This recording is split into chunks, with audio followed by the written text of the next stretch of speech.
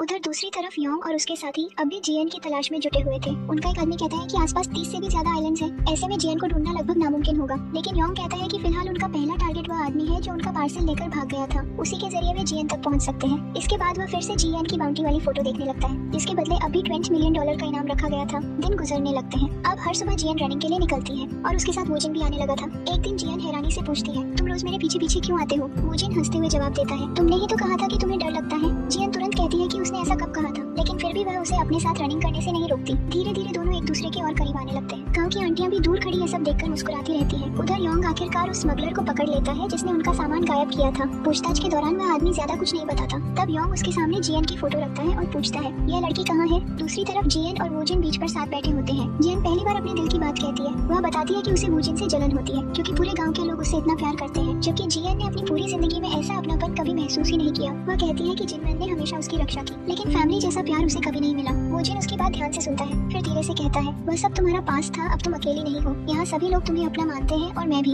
इतना कहकर वह जियन का हाथ पकड़ लेता है। जियन भी बिना कुछ कहे उसका हाथ थाम लेती है। दोनों एक दूसरे की तरफ देखकर मुस्कुरा देते हैं, लेकिन उनकी यह खुशी ज्यादा देर तक नहीं टिकती। शाम को जब दोनों वापस घर लौट रहे होते हैं, तभी पीछे से योंग और उसके लोग उनका पीछा करना शुरू कर देते हैं। जियन एक नजर में समझ जाती है कि खतरा उनके बहुत करीब पहुंच चुका है। वह तुरंत वूजिन से कहती है, भागो अभी इसी वक्त। लेकिन सामने से एक आदमी आकर वूजिन का रास्ता रोक लेता है। जियन बिना समय गंवाए उसे जोरदार किक मारती है। इसके बाद दोनों तेजी से घर की तरफ भागते हैं। घर पहुंचते ही जियन दरवाजे के बाहर रखा एक मिट्टी का घड़ा तोड़ देती है। फिर दोनों अंदर घुस जाते हैं। कुछ सेकंड बाद दुश्मनों में से एक आदमी उसी जगह पहुंचता है। उसे बिल्कुल अंदाजा नहीं था कि उस घड़े के अंदर पहले से बॉम्ब छिपा हुआ है। सीक्रेट रूम में पहुंचकर जियन रिमोट का बटन दबाती, अगले ही पल जोरदार एक्सप्लोजन होता है और वह आदमी वहीं मारा जाता है। लेकिन योंग और उसका एक साथी ब्लास्ट से बच जाते हैं। दोनों सीधे घर के अंदर घुस आते हैं। जियन तुरंत वूजिन को लेकर अपने सीक्रेट रूम में चली जाती है। वह वहाँ लगे कैमरास की मदद से पूरे घर पर नजर रख रही होती है। उसी दौरान वूजिन पहली बार सीक्रेट रूम में रखी गन्स और बाकी वेपन्स देखता है। यह सब देखकर वह पूरी तरह हैरान रह जाता है। जियन उससे कहती है, अभी सवाल मत पूछो, मैं बाद में सब समझा दूंगी। इसके बाद वह कैमरा पर नजर जमाए रखती है। एक स्क्रीन पर उसे दिखाई देता है कि दुश्मनों से एक आदमी उसी जगह पैर रखने वाला है जहाँ उसने ट्रैप लगाया हुआ था। जियन मन ही मन चाहती है कि वह ट्रैप एक्टिवेट हो जाए, लेकिन आखिरी पल में वह आदमी रुक जाता है। हालांकि उसका दूसरा साथी आगे बढ़ जाता है। जैसे ही वह ट्रैप पर कदम रखता है, उसका पैर वहीं फंस जाता है। अब योंग को अंदाजा हो जाता है कि जियन घर के किस हिस्से में छिपी हुई है। वह बिना देर किए गोलियां चलाना शुरू कर देता है। जियन तुरंत वूजिन को नीचे झुकाकर टेबल के पीछे छिपा देती है। पूरा घर गोलियों की आवाज से गूंजने लगता है। ऐसा लग रहा था कि अब बच निकलना नामुमकिन है, लेकिन तभी पीछे से अचानक कोई हमला करता है। कुछ ही सेकंड में योंग के दोनों आदमी जमीन पर गिर जाते हैं। जियन मुड़कर देखती है और सामने मिन्हे खड़ी मुस्कुरा रही होती है, यानी बिल्कुल सही समय पर उसकी सबसे खतरनाक बॉडीगार्ड वापस लौट आई थी। अगले सीन में जोंग जिनमैन टीम के साथ होती है। ब्रदर कुछ संदिग्ध लोगों की फोटो सभी को दिखाता है और बताता है कि ये सभी लोग चाइना से आए हैं। सबसे हैरानी की बात यह थी कि मरते हेल्प के डेटाबेस में इन लोगों का कोई रिकॉर्ड मौजूद नहीं था। ये सुनकर जिनमैन समझ जाता है कि इस बार सामने कोई बिल्कुल नई टीम है। वह तुरंत कहता है कि उसे जितनी जल्दी हो सके जोंगजी आन तक पहुंचना होगा।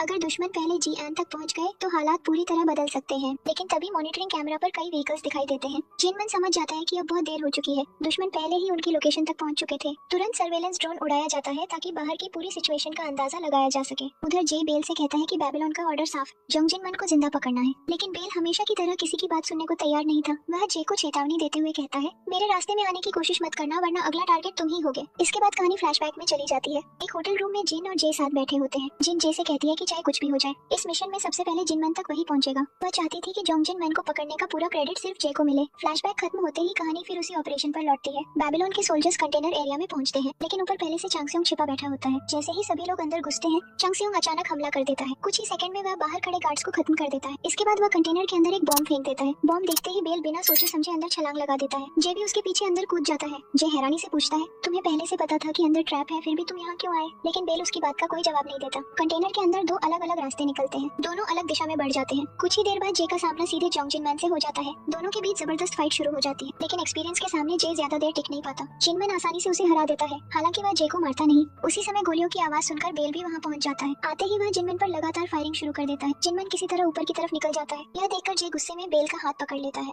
वह कहता है, मैंने साफ कहा था उसे जिंदा पकड़ना, लेकिन बेल को किसी के ऑर्डर्स की परवाह नहीं थी। अगले ही पल वह जे पर हमला कर देता है। कुछ ही सेकंड में बेल अपने ही साथी जे को मार डालता है। इसके बाद वह ठंडे लहजे में कहता है, मैंने पहले ही कहा था मेरे रास्ते में मत आना। यह पूरी घटना दूर बैठी जिन लाइव फीड के जरिए देख रही होती है। अपने ही आदमी की मौत देखकर वह भी कुछ पल के लिए शॉक में चली जाती है। इधर जिनमैन एक मूविंग कंटेनर के अंदर पहुंच जाता है। बेल भी उसका पीछा करते हुए उसी कंटेनर में कूद जाता है, लेकिन अंदर आते ही जिनमैन कंटेनर का गेट लॉक कर देता है। अब दोनों आमने सामने थे। इसके बाद दोनों के बीच बेहद खतरनाक क्लोज कॉम्बैट शुरू हो जाता है। लंबी फाइट के दौरान जिनमैन चुपके से बेल के हेलमेट पर एक छोटा एक्सप्लोसिव डिवाइस लगा देता है। बेल को इसका अंदाजा तब तक नहीं होता जब तक बहुत देर नहीं हो जाती। अगले ही पल जिनमैन रिमोट का बटन दबाता है, जोरदार ब्लास्ट होता है और बेल बुरी तरह घायल हो जाता है। मौका मिलते ही जिनमैन अपनी गन उठाता है और बेल पर लगातार फायर करता है। इस बार बेल बच नहीं पाता, यही उसकी कहानी खत्म हो जाती है। उधर जिनमैन के साथी तुरंत ट्रक लेकर वहाँ पहुँचते हैं और उसे सुरक्षित वहाँ से निकाल लेते हैं। दूसरी तरफ जिन लगातार सिक्योरिटी टीम से पूछ रही होती है कि लाइव फीड बाहर कैसे लीक हुई, लेकिन किसी के पास इसका जवाब नहीं होता। कुछ देर बाद जिन अपने सबसे भरोसेमंद आदमी के साथ अकेले बात करती है। वह कहती है कि आज जो कुछ हुआ उसकी सच्चाई किसी को पता नहीं चलनी चाहिए। ऑफिशियल रिपोर्ट में यही लिखा जाएगा कि जोंग जिन मन ने ही जे की हत्या की है। बेले का नाम इस पूरी घटना से पूरी तरह हटा दिया जाएगा। सबसे जरूरी बात, क्यू को इस सच का कभी पता नहीं चलना चाहिए। यही नया प्लान तैयार किया जाता है। इसके बाद जिन अपने होटल रूम में लौटती है। वह बार बार वही फाइट वीडियो देखती रहती है। फिर एडिटिंग टीम को आदेश देती है कि फुटेज इस तरह बदली जाए कि देखने वाले को यही लगे जे की मौत जिनमैन के हाथों हुई थी। उसी दौरान उसके पास कॉल आता है। दूसरी तरफ से सिर्फ एक ही जवाब मिलता है, काम पूरा हो गया है। सीने बदलता है। अब वे सभी सिक्योरिटी गार्ड्स दिखाई देते हैं जो उस दिन ऑपरेशन के दौरान बिल्डिंग में मौजूद थे। वे बस से अपने घर लौट रहे होते हैं। रास्ते में सभी इसी मिशन की चर्चा कर रहे थे।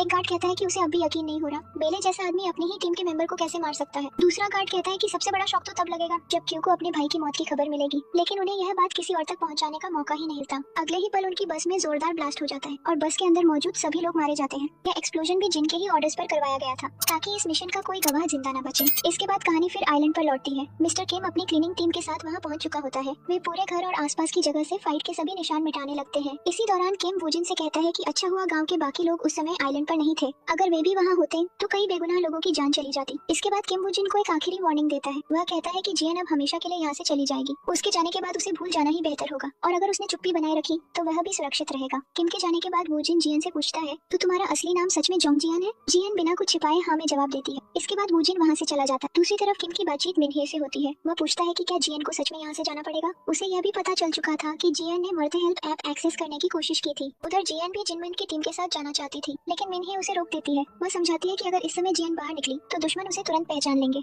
ऐसा रिस्क लेना बिल्कुल सही नहीं होगा। कुछ देर बाद दोनों घर के अंदर बैठती है। जियन गाँव की आंटियों द्वारा दिया गया ढेर सारा खाना मिनहे को दिखाती है। वह मुस्कुराते हुए कहती है कि इन लोगों ने उसे हमेशा अपने परिवार की तरह अपनाया। इतना अपनापन उसे अपनी पूरी जिंदगी में कभी महसूस नहीं हुआ। वह भावुक होकर कहती है कि यहाँ रहते हुए जो खुशी उसे मिली वह शायद अपने अंकल जोंग जिनमैन के साथ रहते हुए भी कभी महसूस नहीं कर पाई। मिनहे उसकी बात ध्यान से सुनती है, फिर शांत आवाज में कहती है, मैं तुम्हारी फीलिंग समझती हूँ, लेकिन तुम यहाँ ज्यादा दिन नहीं रह सकती। वह जियन को याद दिलाती है कि अगर दुश्मनों को उसके आइलैंड पर होने का पता चल गया तो सिर्फ जियन ही नहीं बल्कि इस गाँव के सभी लोगों की जान खतरे में पड़ जाएगी। दूसरी तरफ वूजिन समुद्र किनारे अकेला बैठा होता है। तभी अचानक पूरे आइलैंड की बिजली चली जाती है। शुरुआत में उसे लगता है कि शायद सामान्य पावर कट है, लेकिन अगले ही पल उसकी नजर समुद्र की तरफ जाती है जहाँ कई बोट्स तेजी से आइलैंड की तरफ बढ़ रही थी। हर बोट पर हथियारबंद सोल्जर्स मौजूद थे। उन्हें देखते ही वूजिन समझ जाता है ये लोग जोंग जियन के लिए आए हैं। उनके बीच क्यू भी मौजूद थी। वूजिन तुरंत जियन को कॉल करने की कोशिश करता है, लेकिन उस समय जियन अपना बैग पैक कर रही होती है और उसका फोन उसके पास नहीं होता। समय बर्बाद करने के बजाय वूजिन अपनी बाइक उठाता है और पूरी रफ्तार से जियन के घर की तरफ निकल पड़ता है। उधर आसमान में उड़ रहे सर्वेलेंस ड्रोन्स भी अपना ऑपरेशन शुरू कर चुके थे। वे रास्ते में दिखाई देने वाले क्लीनिंग टीम के कई मेंबर्स को खत्म कर देते हैं। कुछ ही देर बाद वूजिन जियन के घर पहुंच जाता है। घबराई हुई आवाज में वह कहता है, वे लोग यहाँ तक पहुँच चुके हैं, हमें अभी निकलना होगा। जियन तुरंत मिनहे की तरफ देखती है। वह पूछती है कि मरीना की तरफ जाने के अलावा कोई दूसरा रास्ता है या नहीं। वूजिन जंगल के बीच से निकलने वाला एक सीक्रेट रूट बता देता है। मिनहे तुरंत फैसला लेती है। वह वूजिन से कहती है कि वह जियन को लेकर वहाँ से निकल जाए, बाकी दुश्मनों को वह और मिस्टर किम संभाल लेंगे। अगले ही पल जियन और वूजिन वहाँ से निकल जाते हैं, लेकिन जैसे ही वे घर से बाहर आते हैं कई व्हीकल्स उन्हें चारों तरफ से घेर लेते हैं। दुश्मन बिना देर किए गोलियां चलाना शुरू कर देते हैं। मजबूर होकर दोनों दोबारा घर के अंदर घुस जाते हैं और दीवारों की आड़ लेकर खुद को बचाने लगते हैं। इसी बीच दो मोटरबाइक सीधे घर की तरफ बढ़ती हैं। उन पर बैठे लोग अंदर बॉम्ब फेंक देते हैं। अगले ही पल जोरदार एक्सप्लोजन होता है और पूरा घर धुएं से भर जाता है। दूसरी तरफ क्यू ड्रोन कैमरा की लाइव फीड देख रही होती है। उसे बाइक पर भागते हुए दो लोग दिखाई देते हैं। वह समझ जाती है कि उनमें से एक जियन है। तुरंत वह अपनी पूरी टीम को उनके पीछे भेज देती है। उधर कुछ सोल्जर्स घर के अंदर घुसकर जियन को ढूंढने लगते हैं, लेकिन उनका सामना मिनहे और मिस्टर किम से हो जाता है। दोनों मिलकर एक एक सोल्जर को खत्म करना शुरू कर देते हैं। इधर वूजिन देखता है कि पीछा करने वाली गाड़ियां लगातार उनके करीब आ रही हैं। अब जियन भी अपनी गन निकाल लेती है। वह पीछे मुड़कर लगातार फायर करती है और पीछा कर रहे एक आदमी को बाइक से नीचे गिरा देती है। उसी समय मिनहे भी दूसरी बाइक पर वहां पहुंच जाती है। वह पीछे से कवर फायर देती है और कई दुश्मनों को वहीं ढेर कर देती है।